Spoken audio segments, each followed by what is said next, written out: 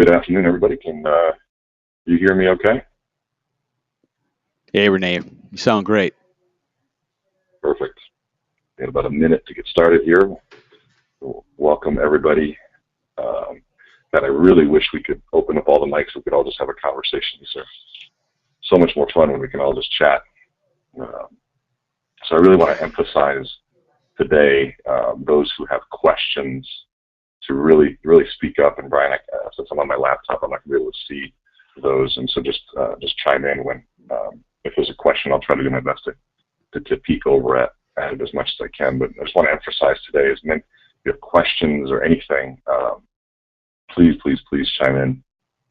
I just want to do a quick test for those who are on. If you're hearing this, go ahead and click that. Maybe say something in the chat window or type a question, or even just raise your hand. I think that'd be good. That would be helpful. The more we get on, the better conversations we're going to have. Again, this is the Better 52 webinar series. We're on week 6. This is it's growing fast, and it's been actually a fun challenge to really rethink content in a new way and think about how we're going to stretch this out over 52 weeks and try to put it in a way that really makes it easy to implement. Because I think when we get too much information, that's when it's hard. And so, yeah, it's been a fun journey. I think for those that are on, I'm just going to begin. So I'd like to begin on time here and give just a brief overview of why we're all here. And those of you who have seen and heard this before, welcome back, and bear with me as I give sort of a little brief introduction as we get started. But my name is Rene Rodriguez, and I want to welcome everybody here to the Better 52 webinar series. And this is a 52-week commitment that we made for personal and professional development, put on by BetterLoanOfficers.com. Again, if you do not have your profile yet, you can find your profile. I'll show you how to do that here in just a second. But please make sure you sign up. That's one of the things that we do ask. We're not charging for these things, but we're putting a lot of effort into this. And if you do enjoy it, please sign up. And there's a lot of great stuff that you get for free. And if you like the free stuff, the paid stuff's even better. So, again, a quick overview. I did found BetterLoanOfficers.com back in 2013, where we are a review management software focused solely on the mortgage industry, where you can find any licensed mortgage loan originator in the country, and you'll have tools to manage, leverage, and improve your online reputation. And currently, we're proud to say we're the largest directory of loan officers in the country with over 500,000 profiles. Very exciting.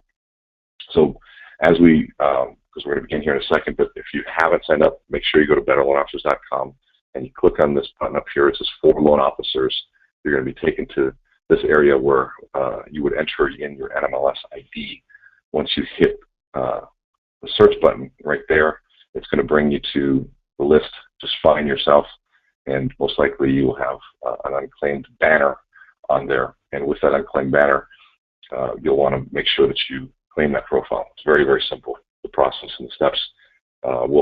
We already have your NMLS information. All you got to do is choose an email and a password, and you're good to go. So the reason why you want to do that too is you get a really cool profile. This is one that's fully finished. Tyler Osby is one of the best that I know in the industry at really leveraging online reviews. He's the most reviewed loan officer in Iowa, and has completely turned his business around. Not saying by what we've done, but just his own efforts. He was doing this before we were even around, but he's really leveraged our profile. And you'll see that you'll be ethos verified when you become a member. You'll get what we call a pro sheet, which is really powerful, a very powerful referral tool. To be rated in the areas of communication, accuracy, responsiveness, turnaround. A great place to just display your testimonials and what your clients are saying about you. And of course, be able to allow your people to connect with you via social media. And really cool, you have what's called your on-time closing percentage, where we ask every one of your closings or people that you send this to, did your loan close on time? It's like a batting average for a loan officer. Very fun. We're excited about it. A lot of the new features are coming out. So please go ahead and make sure you sign up. Our vision is to be the voice and the currency of trust for the mortgage industry. You guys have been through a lot, and so we want to provide you tools that give you a voice that conveys trust and professionalism with consumers and referral partners. And also while giving you a place that you can hold and review and manage all of your online reviews. That's why we exist. This is what we do, and today is part of that mission to bring you value and to bring you value through this Be Better 52. Excuse me. I'm actually on vacation today. This is my birthday weekend. I got a birthday in 2 days, so I'm doing this from a hotel room. And when I say this is a commitment, this truly is a commitment, something that we're very serious about. And it's been fun. It's not always easy, but it's been fun. So we're trying to, I think we've all related to this picture. I like to use it every week because, we feel aligned in terms of we try to align ourselves every year with a goal. But for some reason, sometimes internally, maybe it's our processes, maybe it's how we feel, maybe it's our mindset can feel so disorganized. And so what we're trying to do here again is really get you focused with, with these 52 weeks, really align all of the smaller pieces of your business and your life to get you to where it is that you want to go. So this, we're in week 6, September, and we're going to be covering in September the concept of powerful introductions.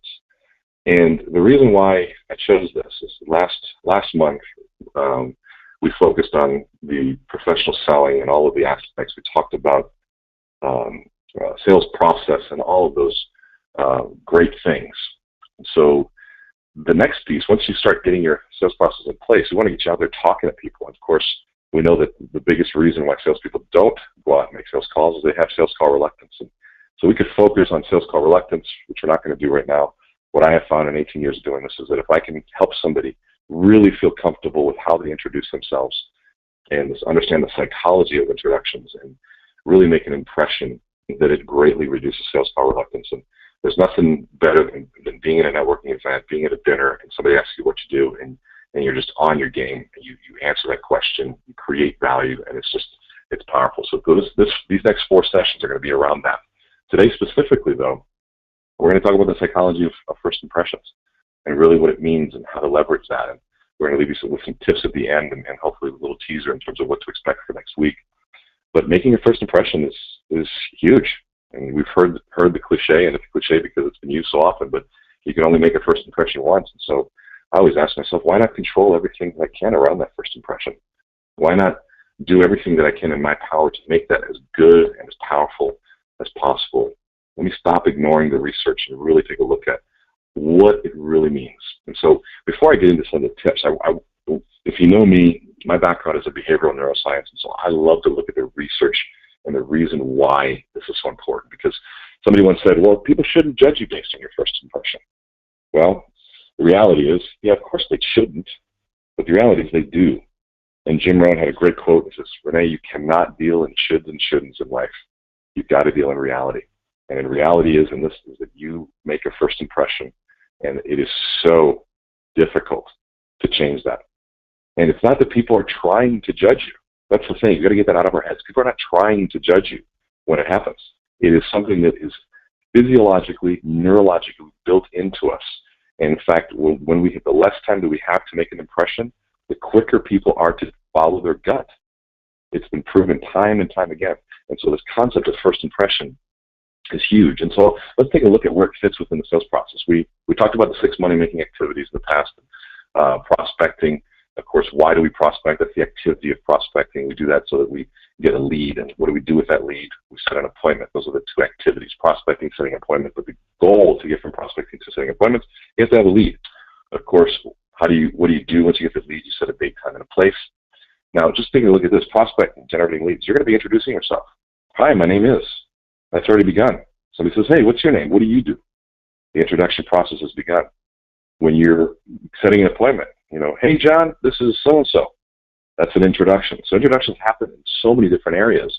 And, of course, one of your biggest ones is in your presentation, which is activity number 3, in presenting who you are and your company and what you do and what you're trying to get, your value proposition and all those things. Introductions happen everywhere here. And the first impression may be at the setting of appointment, when somebody gives you a referral. It may be at the prospecting place. It may be at presentation of value, because you may be doing all 3 at once, where you meet somebody, they express their interest, and the time the appointment set is really right here and now because they have the time, and now you got to present value.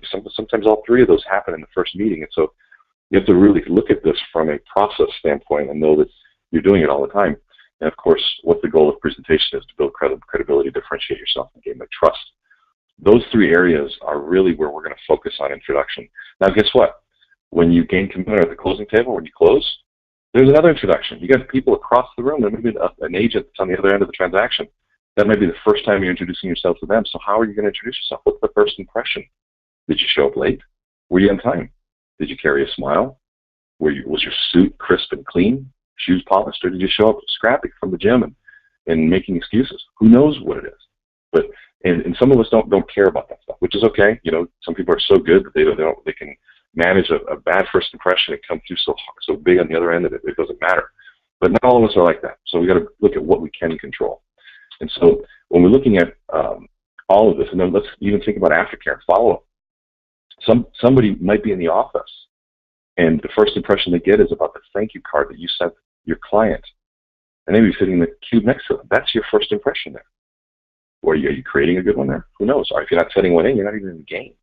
And of course, getting referrals. So all of that, if you remember, goes back to that setting appointments, and this is that 6 money-making activities sales process that we began last month with. And so, again, quick definition of lead: the sales activity is something you control. It's not something that happens to you. It's maybe making a phone call versus receiving a phone call, something that you control. Being good in sales, taking over your career, taking control and taking yourself to the next level requires you to look at the things you can and can't control and focus your energy on the ones that are the biggest leverage point for you. And commitment objective, if you remember, is probably the most powerful, important definition that I could stress. And this is one of those things that you need to understand, because each one of those activities has an objective. You're getting from one step to the next. And how do you get to that next step? Well, you have an objective. When you reach the objective, that's when you can move on to the next piece. And so if you remember, commitment objective is that goal of each selling activity that requires the client to agree to take some action that will let you both move forward to the next step of the sales process. And if you remember, commitment objectives, they change from activity to activity. So as you're moving from prospecting to setting appointments, it's going to change. And these results are your commitment objectives in terms of a basic sales process. And of course, I define a lead as somebody who's a potential client or potential referral source that expresses interest in doing business with you, and you have to have their name, email, address, phone to count as a lead. So I keep it very simple. So why are first impressions so powerful? And the reason is, and we're going to go into a little bit of neurology here for a minute. We're going to go into the psychology of what's going on. There's this balancing act between our head and our heart, and we're going to call those System 1 and System 2 here in a second. But we're constantly balancing the short term and the long term. We're looking at things that are quick impressions versus long-term diagnosis. And this balancing act is one of the most difficult things that I think we have to balance in our life. I mean, our brain is telling us, hey, don't eat that, but our emotional self is saying, hey, eat that. It tastes good, and it may not be healthy, but man, it's going to feel good. We're balancing this constantly. And the first impression is done and owned by that heart, that gut feel, something that's quick and it's instinctual. It's not something that there's any control. Nobody can go in and say, I'm not going to judge this right away. You do. And now you may be able to be smart enough and overpower, but man, it's so hard to forget that first time that you meet. So I want you to think for a minute. Just imagine. I want you to start seeing first impressions everywhere. I want you to imagine every touch point within your process in your business. And what's the first impression? And if I were you, I would go to my car. I would drive up to my office, and I would begin the process there. What's the first impression of the building? What's the first impression of the parking lot? Is it paved? Is it not paved? Is it gravel? What does the front door look like? What does the vestibule smell like? That's a big one. I mean, I can't tell you how many times I go into an office and I walk in, and as soon as I open the office, and there's something that just smells. Maybe it's in the carpet, but there's this funk that comes in. And I think all of us have had that experience where you smell something and it just ruins the moment. And it's so emotional. And the reason why it's emotional is that our olfactory system, it's our sensory system, has a direct connection to our limbic system, specifically our amygdala and our hippocampus. That's why when you smell pie, it reminds you of maybe mom's old pie or cookies or certain smells that bring you back to nostalgic moments. The long-term memory in the amygdala and hippocampus are all tied to the emotional centers. And so smell and the aroma is instantly causing an emotional response. And so walk into the office, what does it smell like? And people that really get this, they put eucalyptus trees and lavender and all sorts of things that smell fantastic. And if you don't know about that stuff, find somebody who does. Go on Facebook, say, hey, can you have some really good smelling flowers, and get that stuff in your office so people walk in and, man, it just hits them right away. And is that the reason why your career is going to turn around? No. But is it part of maybe the 300 little things that make a difference over the long term? Absolutely. Is it one of those things you can control? Absolutely. And so when you're walking in, ask somebody, have somebody that knows, make that first impression visually. I'm so impressed by the companies that when you're walking into the office, there's a sign or a note or up on the flat screen that says, welcome, Renee Rodriguez, and so-and-so, whoever's there with me or whoever's at a different meeting. But they took the time to create that first impression, make sure that you are feeling welcomed. Some people go, if you, maybe I'll talk to David Kuiper. He's a genius at this, but he's got the methodology of when you walk in, and there's a whole system and a process of how they manage that first impression. So anyways, think about it. Start in your car, walk in, and go through the entire process that a new prospect or a new client would go through, or even a new referral partner. And so here's what I want you to understand. First impressions are more powerful than fact. Let that sink in for a minute. They are more powerful than fact. So think. You can have everything in play. You can have all the reasons why somebody should do all the logical reasons, but if that first impression is off, it's going to overpower it. So again, I can't stress the importance of doing that. So let's go back to that concept of thinking fast and slow. We're talking about system 1 and system 2, the head and the heart. And so if you think of your brain as having two brains, okay, it's not so much this left hemisphere, right hemisphere. It's really more two different systems. It's just the right and left hemisphere. Great visual here. But you have a fast thinking brain. It's very important. It's automatic. It's intuitive. It's instinctual. It's primary. I mean, it's first. It's rapid. It's primal. It's blind. And so when you think about this concept of system 1 and the brain that thinks fast, really what we're talking about is that first impression. System 2, the slow thinking brain. It's methodical. It's considered. It's effortful. It's focused. It's secondary. It's slower. In some ways, it's lazy. It doesn't like to be engaged. And a lot of times, what we're trying to do when we're think about this. I'll give you a great example. You're walking in. Client says, "What are your interest rates?" So what brain is that? Obviously, it's automatic. It's system 1.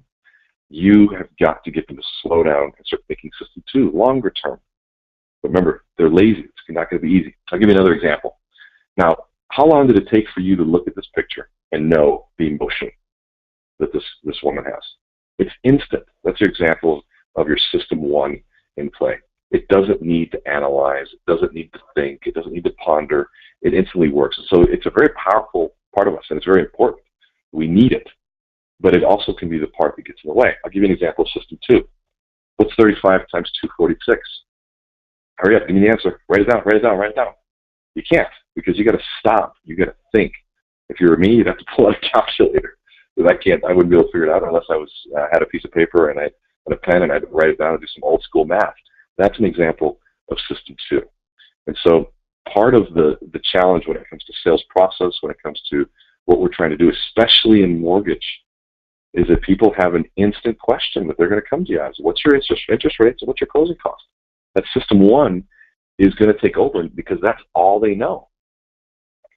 So your ability to get them to slow down and get them to move into that system 2, now you start talking about long-term planning and the benefits of what you offer them.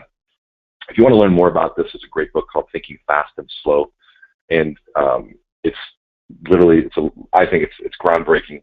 The research, it's the latest research in there, and it really will give you a new way of thinking about how you behave, how you act, and even how you run your business. So make sure to get that if you want to learn more about it.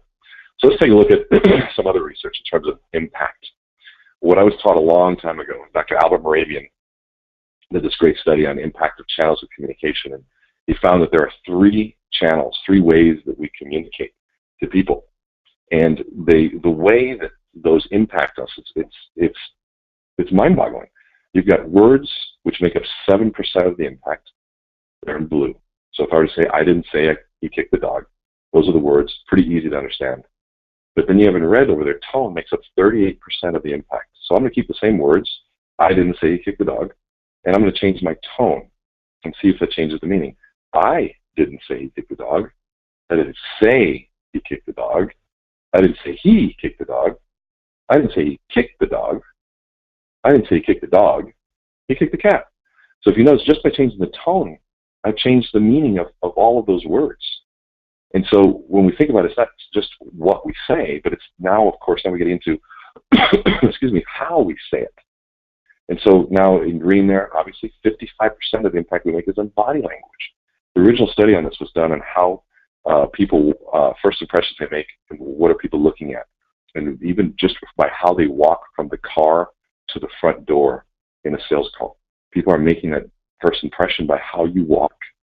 Do you carry yourself with presence and confidence, or are you carrying yourself with weakness and insecurity and unsureness? What's your body language saying about you? And so when you look at this here, first impressions, one, you should be constantly looking in the mirror. And I'm not talking about becoming a narcissistic. I'm talking about how you stand. You should be videotaping your presentation, how you walk. I had to go through years of changing how I walk. I wore corrective shoes as a kid. You know, that I was so pigeon-toed that it was horrible. And I walked, and it was just horrible. I mean, those corrective shoes were painful. But thank God my mother had the foresight to do that, because had I not done that, I would have been in trouble. And still to this day, I'm very pigeon-toed, but I forced myself to walk differently. And I used to hide my size. I'm 6'3", 280 pounds. I'm a big guy. And I used to hide that and said, now, it's part of the presence. It's part of who I am. I'm confident with what it is in terms of my size. It was, of course, sometimes I don't want to overpower somebody, so I have to, work with that as well. But body language is huge. But really, take a look at this. 93%, that's your tone and body language. 93% of the impact you make on people has nothing to do with the words that you say. It doesn't do with interest rates or anything. It's about what you do, your body language, and how you say it.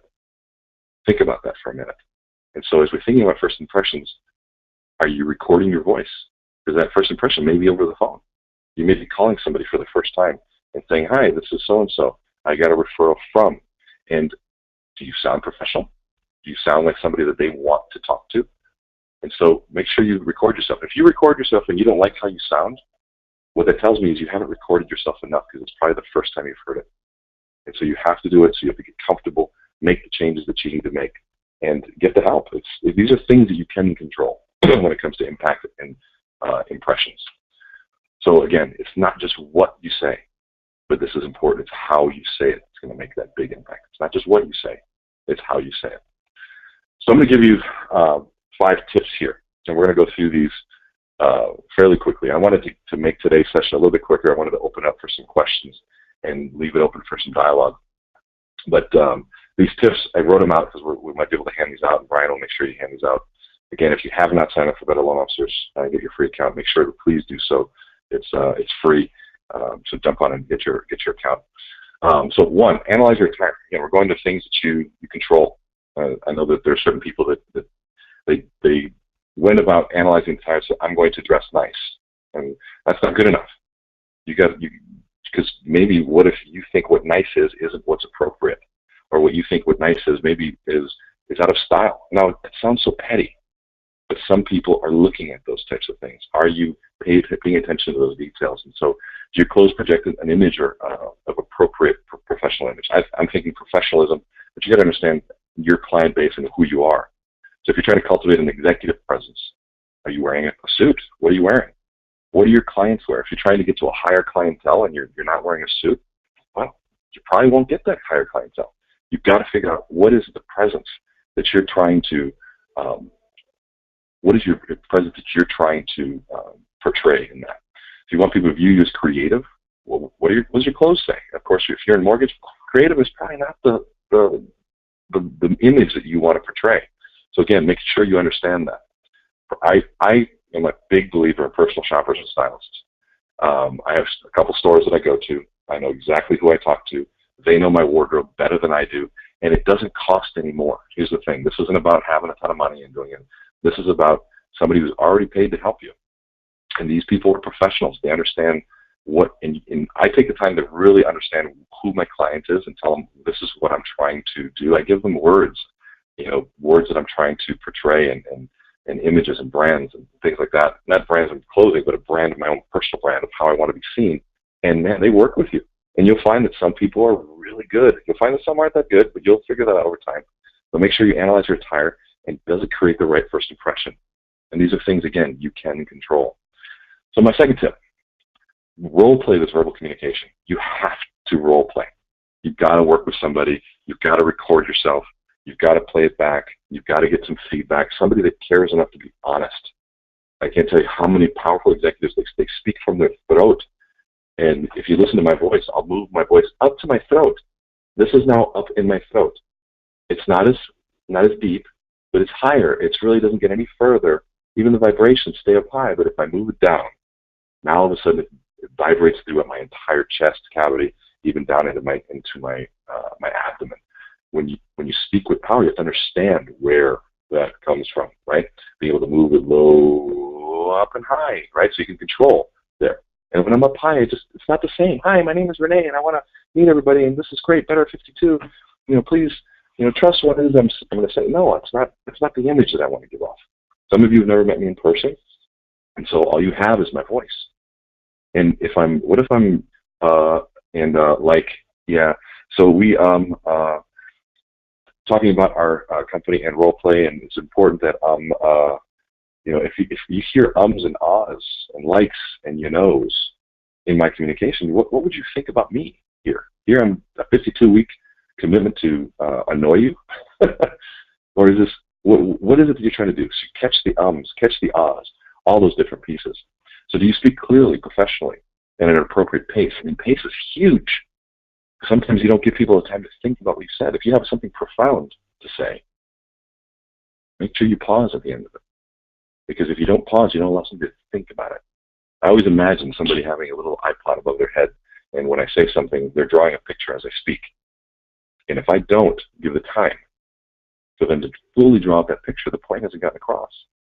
Even if you notice now, when I say an iPod above their head or an iPad above their head, I even pause just to give you, how many of you right now thought, if you could raise your hand, I'd ask you, how many of you thought and envisioned an iPad or a little screen above someone's head? But when you think about that, and every time you speak, you're imagining what you're saying being drawn, because that's what's happening from a neurological perspective. But you give them time to draw that picture. Even your sound level is going to be huge. So ask a friend to role play. Always look for ways you can modify that communication and to create that improved first impression. So tip 3, evaluate your nonverbal communication.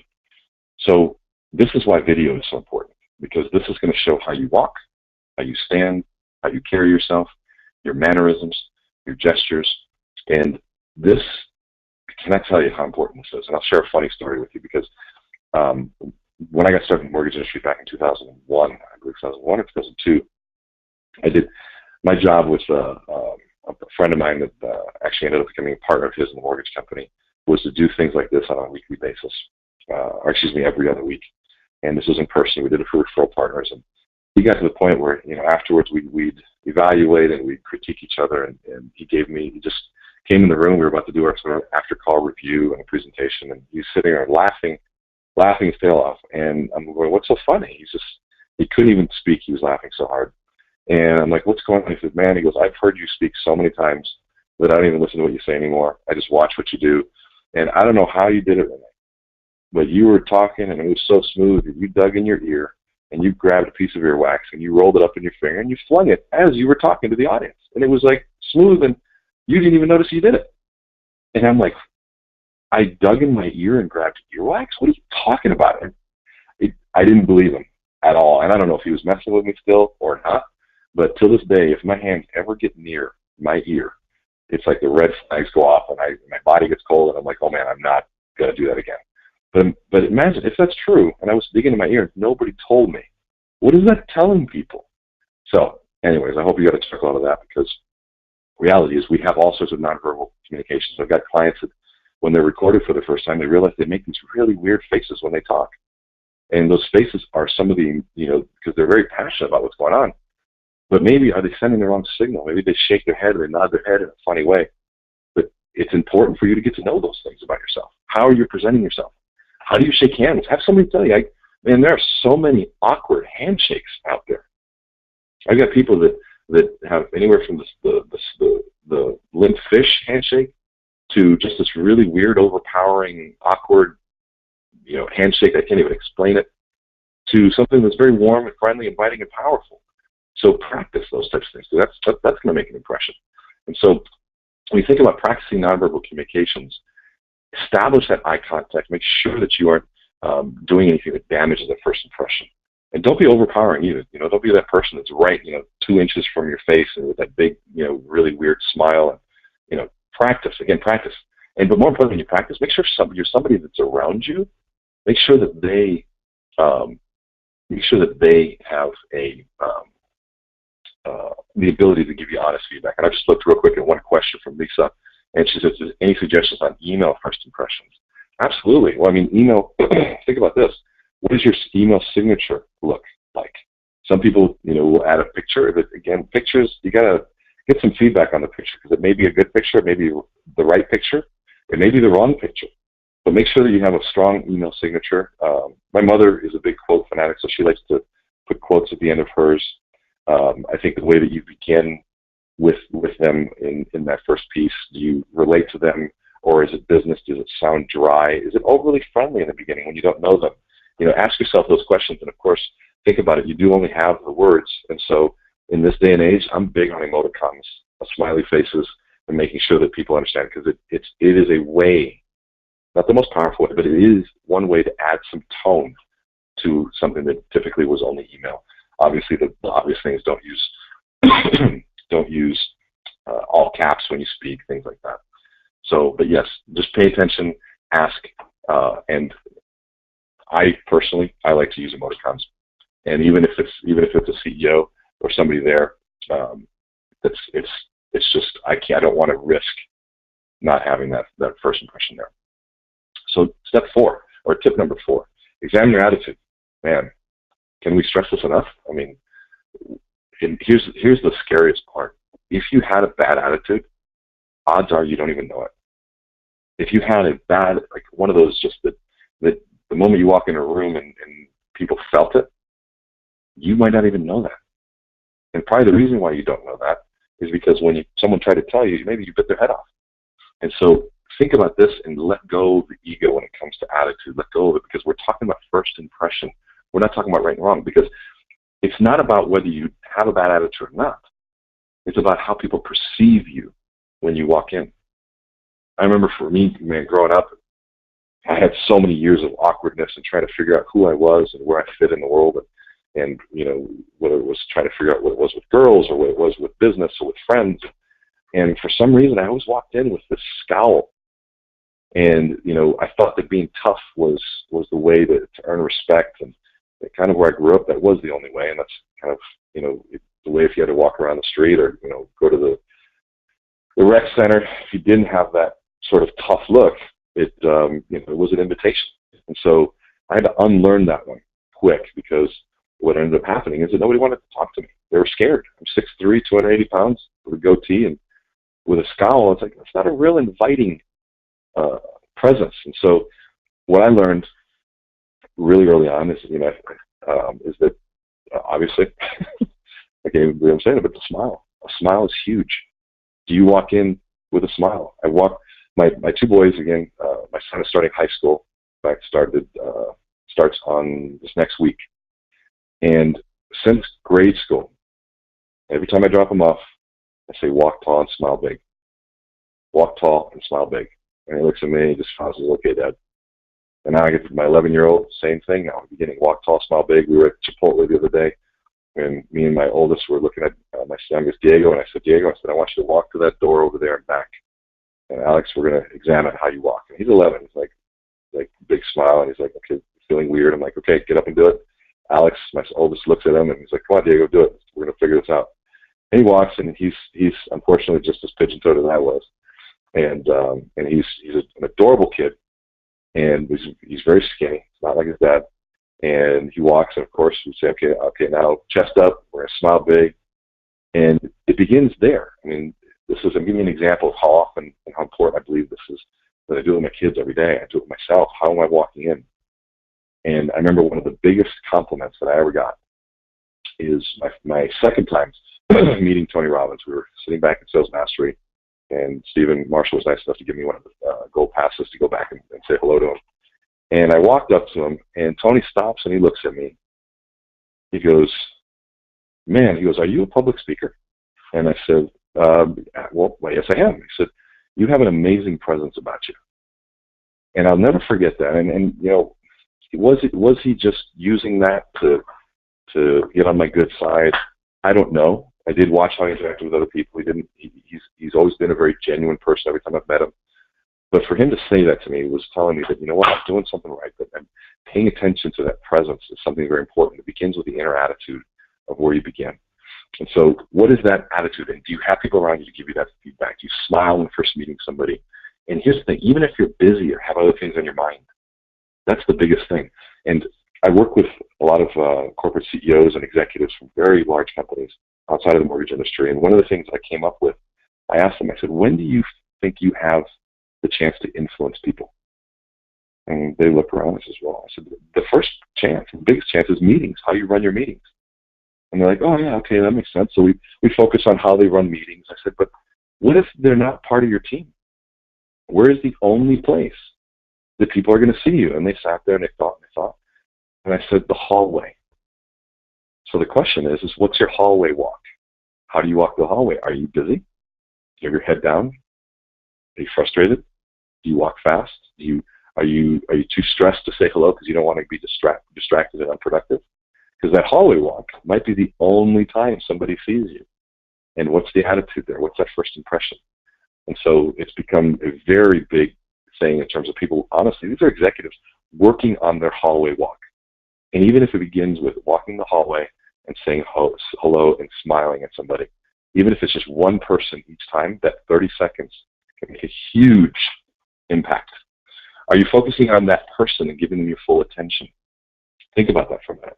Have you ever had somebody shake your hand and walk away halfway through your response to their question? Ask yourself how it feels. And then ask yourself, have you ever had somebody, when they shake their hand, they're fully engaged in talking to you? Have you ever met a celebrity or somebody of stature that has so many people wanting their attention, but for some reason they're able to make you feel important, even if it's for 5 seconds? In those 5 seconds, I remember when I met the coach of Indiana basketball. He was walking by, and I shook his hand, and he stopped. He turned fully towards me. I'm talking about square on, looked me dead in the eye, said, have a seat. I sat down in front of him. He had his elbows on his knees, and he looked me in the eye and said, tell me about you. And he sat there, and he gave me 100%. There was so much attention there that I didn't even know what to think. It was so powerful, but I'll never forget it. It was less than a minute that we spoke, but I'll never forget it. So are you focusing on that person? Tip 5. This is a big one. Scrutinize your grooming. This is not easy, because guess what? If you're not groomed, if you don't have this stuff in place, not many people will tell you. Not many people will tell you. I told my kids, man, deodorant every single day. You know, if you have boys, you know that there comes a point in time where they cannot leave the house without that. I've literally made all 5 of their friends get out of the car, go inside, and put deodorant on. And because and they get mad, and my son gets mad. I'm like, well, hold on a second. I said, what if you were to meet a girl that you like, or somebody that you like out there? Or what if you were to, somebody you want to, do you want to be that stinky person? No. Now, it sounds funny when I say it about my kids, but man, how does it happen in the office? Coffee breath is one. I have a rule with all my consultants that we work with, that one, if any of us has coffee breath, garlic breath, anything, we stop, we pull them aside, and we tell them, no matter what. And that's because there's nothing worse than somebody leaning over giving you advice when they have that horrible breath. What does your hair look like? I remember the day that I realized that I had to cut my hair off, because in the pictures, all I could see was a round bald in my head. And it's like, you know what? I need to clean this up, and I took it all out. Just what do you, I'm going to get very real. Do you sweat through your shirts? Is it something that you sweat through? I'm a big guy, so there's certain colored shirts I can't wear unless I'm wearing a jacket, because it's people shouldn't judge you on that stuff, but they do. If all they see is things like that, you didn't brushy hair. I remember, man, this goes way back when I was 22 or 23 years old. I don't know how I got there, but I got a chance to meet one of the executives at Dane Rauscher here in Minneapolis. And I was so excited to meet this guy. And I walked in, he shakes my hand, and he looks down at me, and he says, "Son, do you shine your shoes in peanut butter?" And I looked down at my shoes, and I'm like, oh, man, they were dusty, like really dusty. And these were my cool shoes. I thought they were cool at least. But do I shine my shoes in peanut butter? Think about that for a minute. Now, he looked at me and he says, "Don't worry, son, that happened to me one time. Let this be the one time that happens to you. Come on inside." And I knew at that moment he was doing me a favor. He cared enough to tell me. He cared enough to make sure that I knew that. And, of course, he was gracious and kind and awesome afterwards. But, man, had he not told me that, who else would have told me that? Now, if you know me as well, I'm very big on how you tie your tie if you're a man. A lot of people will tie their tie and they don't look about it. But your tie, if you're going to create an executive professional image, should have a very good and fat dimple in that tie. That's a very important thing to me. And I remember I was walking by the CEO of I'm forgetting the name of it, it's a $25 billion company. He was walking by, and he just points at my tie, and he goes, "Nice dimple," and he walks by. That's all he said. But this is an executive of a $25 billion company, sees my tie, and says, "Nice dimple." Now, would anybody else understand that? No, but he did, and he's my target audience. That's what I'm going at. So now, I'm not saying you have to wear ties, because I've actually now started moving away from ties. But if whatever you're wearing, do you wear it right? Is it a pocket square? Does it match? Or are you trying to say something that doesn't match? So grooming, hair, makeup. I'm not going to give makeup advice. I don't know how to do that. But I'm sure, women, you guys have somebody around you that can help you with that. I know some people that do it perfectly and it doesn't seem over the top, and some people go over the top, and you don't want to be that person either. So make sure you pay attention to that stuff. Does your hair, makeup look good? Does it project the image that you want to project? It begins with understanding that image and what you want. So maybe it's time to consult with a stylist. So update that style. I've got several friends that really have turned me around in terms of how I dress and moving around, even from a casual standpoint. Instead of wearing a certain outfit that I used to wear, now I wear something very different. It's a lot simpler too. But talk to somebody who knows this stuff. And so when these are those 5 tips, and I'm going to give you just a teaser into what's next week, and we're going to get into a specific tool on how to introduce yourself. But this week I do want you to focus on that first impression. Start from your car, walk into your office, and really be on the lookout. Spend this week focused on one thing. What are the first impressions at every level? Even first impression, maybe some of the support staff in your office. What does that look like? Is the microwave close to the front door, so when people are heating up their lunch, there's a smell of what could be awesome food to somebody else, what could be disgusting food to someone else? Who knows? But look at those things and spend the time. So that's what I want you to focus on for this next week. But I want to give you just a quick teaser on what we're going to talk about next week in terms of the introduction. Here's what we run into. The typical approach when someone introduces, they follow this typical 5-step process. They go first with their name. "Hi, my name is Billy Mortgage," whatever my name is. 2 is, "This is what I do." So, "Hi, my name is Billy, and I'm a mortgage banker at." Then they go into the company, Acme Mortgage, and then they go into some value proposition and a call to action. So it sounds something like this: "Hi, my name is Billy Mortgage. I'm a mortgage banker at Acme Mortgage. Man, interest rates are super low right now." Or it could be, "I'm looking to partner with real estate agents just like yourself. Would you be willing to have a cup of coffee?" Now, that's the typical approach. Here's my name. Here's what I do. Here's the company I work for. Here's some sort of value proposition. Here's what I'd like to do with the call to action. That approach is what everyone does.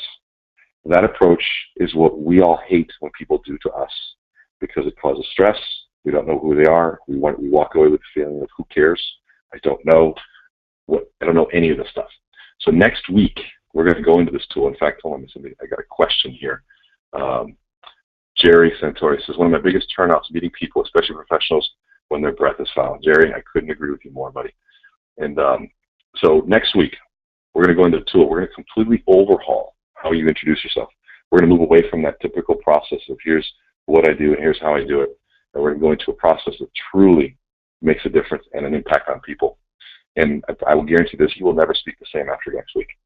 And we're going to be putting that into place. You'll be having some homework, some practice things that you'll be able to do to take forward. And last piece, again, I can't ask you enough, please make sure you sign up for BetterLoanOfficers.com and their free account, and make sure you sign up for next week's event. I think that's one of my last ones. If you do sign up here, make sure you claim your profile. And if you're on today's call, enter the code EthosPro30 and you get 30% off if you do upgrade to professional. The last thing also that we did last week, we're giving away a free audio CD download of the Resurgence of the Sales Professional. It's a CD that I put together. It's gotten a lot of really positive reviews.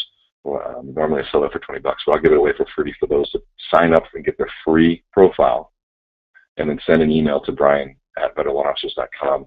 Tell them that you've verified that you've gotten the free account. Once you show up in our system, he will send you a link to that download. But it's EthosPro30 is the discount if you do want to upgrade. So with that, I want to open it up for questions. I think I've answered most of them. We still have a lot of people on the phone here today. But raise your hand, do something, answer the question. Who would like to go into any details or questions about first impressions? I don't want to create too much dead space here, so I'll just keep talking here. And if we don't get any questions, we'll move forward. But anybody, questions on what you learned today? This will be the time that we can ask. We can even unmute you. We can have a conversation. How does it apply to a certain area? Again, webinars aren't always easy because I think most of us are multitasking. And so some of us just have speakers and no microphone. So if you have that, make sure you type the question in. I'll give you another minute or so.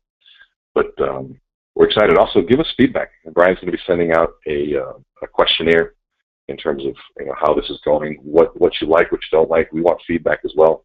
And if you have people in your office, we also appreciate you sharing it with them. Tell us a little bit, tell them what's happening. If you have an office of loan officers, tell them about it. I mean, this is 52 weeks. We're going to have content on there. Also, if you missed any of the last sessions, go to our For Loan Officers page there and click under Learn. You'll see that there's the backlog. We've got all of the past webinars that will be uploaded there. All right, so we got 3 questions that came up. One, can you talk about, as a manager, talking to another loan officer about dress or first impressions? That's a big one. Hey, you asked another question, facial hair. Hey, Renee, we have a question from Lisa. Can you talk about, as a manager, oh, you got that?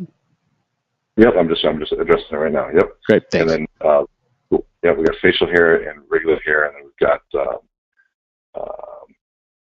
so let's talk about talking to a loan officer, first impressions. So here's the tough part. The moment you approach somebody about talking about how they're dressed or anything, their system one is going to get so defensive, and it's going to make it difficult, which is probably what you're talking about, Lisa, in terms of, how do I approach them without driving them into that system one defensive approach. And so you have to frame it up. And so for me, what I got to do, you got to make the conversation safe.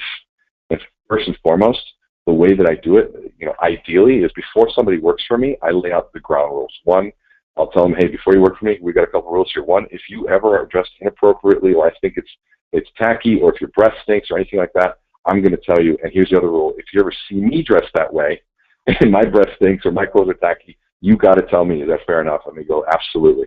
And the reason why we do that is because if you were sending the wrong impression, how soon would you want to know about it? They're going to say immediately. I was like, great, so we have that agreement? Awesome. We don't always get a chance to have that conversation up front. So now, Lisa, you probably have people that have been working for you. And so you've got to be able to have that conversation.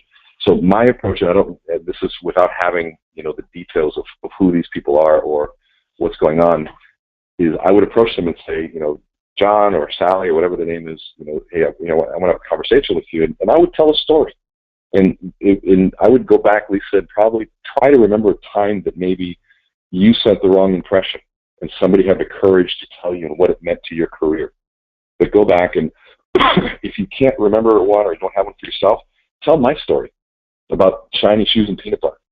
Say, I was listening to a story here, and I know it's happened to me many, many times. And part of the things that I'm really, really, it's important to me is that I help you grow in your career. And as part of that, our first impressions are real important. So I just want to talk to you about, so what might be something, and you kind of move into that. But the way you frame up the conversation is going to be huge. And I don't know if Lisa, if you have any deeper question on that, because I can unmute you so I can get maybe more detail. So think about, Lisa, do you have a microphone? If you do, we'll just unmute you. And Tyson, I think as Lisa's unmuting herself, the question of facial hair and no facial hair is more trustworthy. Well, I've got a goatee, so I think it's fine. I don't know what the research is on that piece of it, but I will say if you do have facial hair, keep it clean. There's beard oil. There's all sorts of things that you can use to keep it there. Make sure you don't have soup and spaghetti noodles, in your beard as you're talking to people. And make sure it's not a flavor saver, right? As some people call it. But I would say that make sure that you're keeping a grip of it. So Lisa, let's see. Lisa's line is. Yep, Lisa's line's available. It's open. Lisa, are you there, Lisa? I am here, Renee. Great to hear from you. How you been? I've been great. This is good.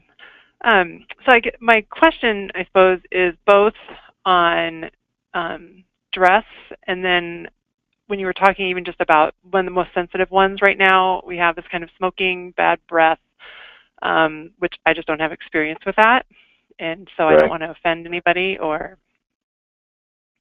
Well, let me ask this question. How close is your relationship with this person? Really close. Worked for me for 10 years. Okay. And so that's one of those pieces that you probably do not at the office. It's not something you do quickly. If they're a strong relationship of yours, then you take that into account and have them come over, talk to them, take them out to happy hour and say, look, this is, and just be really transparent with them. But I'm a big believer in leading by example in terms of if I want to give somebody tough feedback, I want to first show an example of how I've gotten it and what it's done for me, and I want to talk about why it's so important to me. And then I would say it's one of those things that I know it's not something we always think about, and I know it's there, but I believe in who you are. And let me ask you, do you believe in who they are? Yes, absolutely. So they're very talented, and I would make sure you stress that and have that conversation, because this is not one of those you just go up and tell somebody and say, okay, and they fix it. Because to them, it means, one, it's an addiction, so they have to smoke, and probably they're already embarrassed about it and self-conscious about it. Now it's being pointed out by their boss. And so anything you can do to reduce the stress and reduce them being embarrassed or humiliated, don't bring up, hey, I've gotten people, complaining about it, because now they're thinking about who's talking about them, and they're not thinking about what's going on. And I'd say, look, I just noticed it the other day, and I thought, you know what, you're as committed to excellence as I am, and I thought, you want to know, I remember the other day somebody told me I had coffee breath, and coffee breath is, some people might say coffee breath is even worse than smoke breath, but it's one of those things. And so just really try to lighten it up, but have the real conversation, and you as manager, make sure you lay out the expectation as well. Does that help? Yeah, that helps. And actually, I loved your, when you first were talking about setting the ground rules, but saying, if I see it in you, but if you see it in me, giving them permission to come to me. I like that. That was great. Yeah. And I think that works with dress as well. It's you can go back and say, if anything, here's the thing, if anything happened today that made you kind of think, okay, I want to analyze how I'm doing, I would start with that. Hey, I was on this webinar. We're talking about the psychology of first impressions, and I went back and I'm like, man, first and foremost, I'm like, I had 3 things I had to change right away, and whatever those things are, I have to share them. And then I thought to myself, I need to make sure I go to the people I care about most, and do I have the courage to have that conversation, and do they have the courage to talk to me? And maybe you add that in there. So I just want to make sure, because I trust you. We've worked together for 10 years. If there was anything I was doing, what would that be? What advice would you give me? And give her a chance or him a chance to have that advice back with you, because that's how you really start. And again, this is advice for somebody that's been working with you, and how you can work with that. So start with the bigger message there. Does that help? Yeah, that's great. Thank you. Absolutely. All right, I'll open it up for one more question, if anybody has one, and I will just close it out. I'm guessing we're at the end. Oh, there we go. Tyson, I've been wearing a soul patch. Guess that should go, huh? I don't know what a soul patch is, but it might be a great conversation starter. I don't know. I'll have to Google soul patch. That's like a flavor saver. That is what that is. Yeah. Flavor saver? The soul patch. Okay, there you go. Okay, there you go. Okay, right on the lip. Perfect. Well, Tyson, I think that it's a smile will overpower anything else, and so making sure that obviously you've got that. And it's clear that you have a sense of humor, so I'm sure that shines through in your relationships and things like that. So, and I'll end with this: the biggest tip that I can give you in terms of first impressions is have somebody else create it for you. And so that's why I believe in the power of having online testimonials, online reviews, having somebody introduce you the correct way.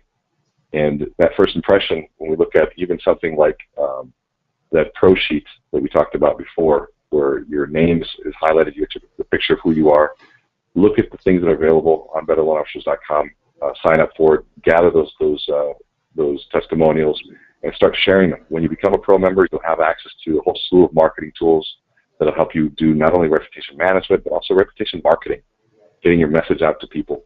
And the first impression, if it's through what somebody else says about you, I think everybody here on this phone, on this call, knows the power of a referral.